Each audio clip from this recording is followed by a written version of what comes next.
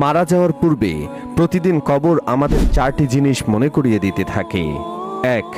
কবর বলে আনা বাইতুল গরবা, অর্থাৎ আমি কবর হলাম অপরিচিত ঘর, যে ঘর সম্পর্কে তোমার কোনো ধারণা নেই, তাই আমার কাছে আসার পূর্বে বুঝে শুনে আসবে।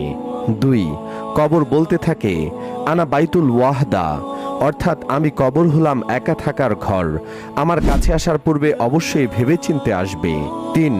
কবর বলতে থাকে আনা বাইতুদ্দুত, অর্থাৎ আমি কবর হলাম পোকা মাকড় এবং বিষধর সাপ বিচ্ছুর ঘর, তাই আমার কাছে আসার পূর্বে ভেবেচিন্তে আসবে। 4.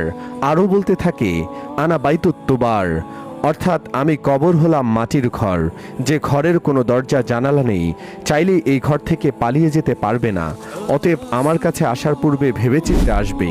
কবর বলে, হে দুনিয়ার মানুষ, তুমি আমাকে যতই ভুলে যাও না কেন, দিন শেষে তোমাকে আমার কাছে আসতেই হবে।